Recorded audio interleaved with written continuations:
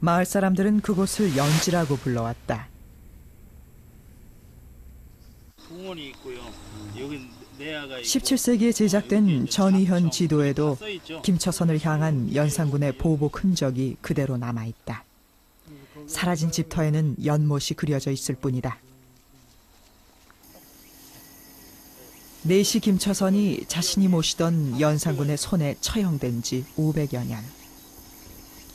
김처선의 집을 헐고 만든 옛 연못자리엔 들풀만 무성하다. 이처럼 고향 마을에서도 김처선의 자취는 연산군에 의해 남김없이 지워졌다.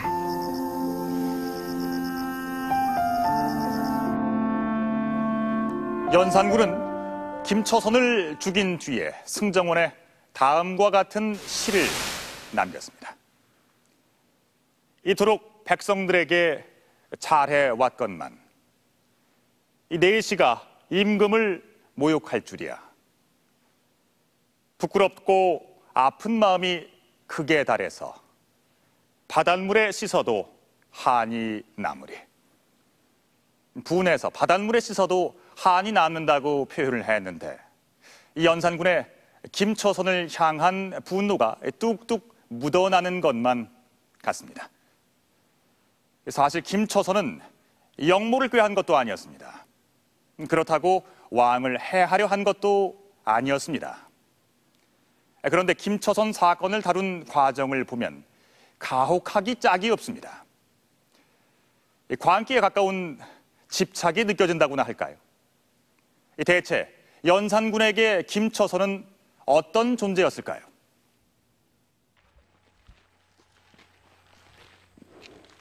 사건이 일어나던 그날까지 김처선은 연산군의 수라를 감독하는 상선 내시로 근무했다.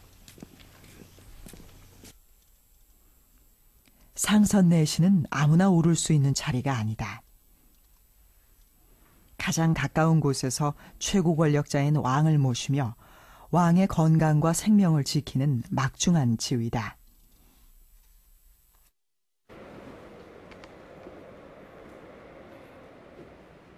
조선의 헌법으로 불리는 경국대전에 내시부 조직과 임무에 관한 규정이 들어있다.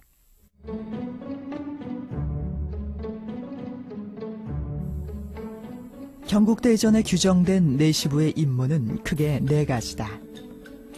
궁궐 음식을 감독하는 대내감선, 왕명을 전달하는 전명, 그리고 궁궐 문을 지키는 수문과 궐 안을 청소하는 소재 등이다. 내시도 능력에 따라 진급했다. 품계는 말단의 종 9품 상원에서 종 2품 상선까지 두었다. 그중 상선은 왕의 절대적 신임이 있어야만 오를 수 있는 내시부의 최고 자리였다. 그런데 왕은 가장 믿음직한 내시를 상선에 앉히게 된다. 왜 그랬을까? 전통시대 대부분의 그 쿠데타나 이런 거는 내부 쿠데타입니다. 왕을 독살시키면 간단하거든요. 왕을 독살할 수 있는 사람은 왕 측근에 있는 사람이죠. 그래서 사실은 정규병력 수십만 이상으로 그 왕의 그 음식 또 사생활과 관련된 부분을 호위하는 것이 대단히 중요합니다. 상선은 바로 왕의 사생활 또 왕의 음식 이런 부분들을 지켜내는 사람이거든요. 그런 면에서 상선은 더 직접적으로 왕의 생명과 직결되고 국가의 안위와 직결되는 역할을 한 사람입니다. 우리 내관들은 상선 내시 김처선은 내시부의 수장으로 200여 명의 내시들을 이끌고 연산군을 보필했다. 연산군의 건강과 안전을 지키는 것이 상선 내시 김처선의 주요 임무였다. 그렇다면 김처선은 어떤 과정을 거쳐 상선 내시에 오른 걸까?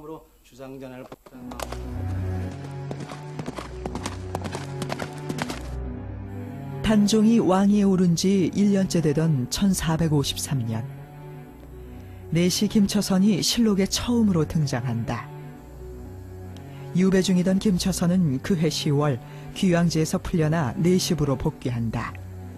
김처선은 단종 임금 때부터 내시의 길을 걷고 있었던 것이다.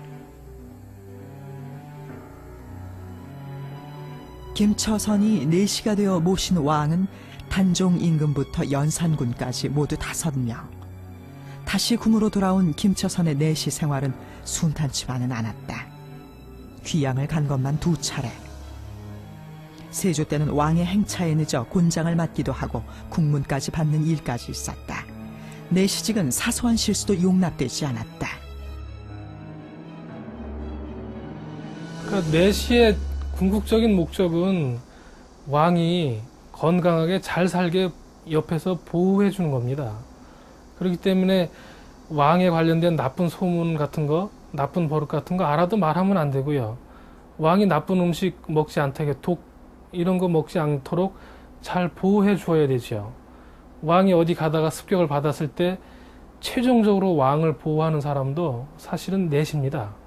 그렇기 때문에 어쨌든 왕을 잘 보호해 주는 게 내시의 역할이죠. 엄격한 내시부 규율은 옛 기록으로도 확인된다.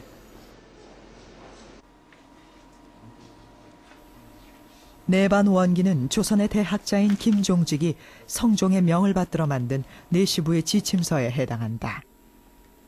내반 원기에서 무엇보다 중요하게 여긴 것은 내시들의 정신무장이었다. 만약 조금이라도 태만함이 있으면 어찌 죄가 미치지 않겠는가? 임금의 은혜를 어찌 바랄 것이며 무서운 위험을 어찌 피하겠는가? 내시는 고자가 된 어린아이들을 선발해 철저한 교육과정을 거쳐 탄생한다. 어린 내시들은 19살이 되면 관직을 받았는데 1년에 4차례 시험을 거쳐 고과에 반영했다. 그중에는 인내력 테스트도 포함됐다. 왕의 안전을 지키기 위한 일이라면 언제든 목숨을 바칠 수 있도록 훈련하는 것이다.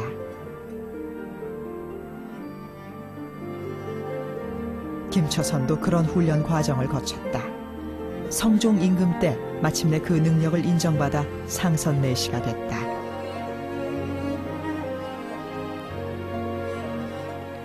궁안에 비상이 걸린 성종 9년, 김처선에게 또 한 번의 기회가 찾아온다. 인수대비의 병을 고치기 위해 전이가 갖가지 좋은 약과 침을 놓았지만 병은 나아지지 않았다. 그런 가운데 김처선은 지극정성으로 약을 다려 인수대비를 간호했다. 인수대비의 병이 낫자 김처선은 그 공을 인정받아 정이품 자헌대보에 오른다. 파격적인 승진이었다. 성종은 또 파격적으로 당시 김처선이 상선이라는 이 종이품직, 바로 이 내시로서는 최고의 직급에 올라 있음에도 불구하고 다시 품계를 하나 더해서 이 정이품의 자헌대부직까지 내리게 됩니다. 그래서 당시 신하들이 이런 너무나 파격적인 조치에 매우 반대를 하기도 하지만 성종이 이를 관철시킬 정도로 이 김처선에 대한 신임은 매우 각별하였습니다.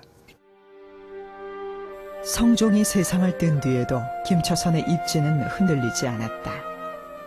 연산군 3년까지 김처선은 성종에 능해서 시릉내시로 시묘살이를 한다.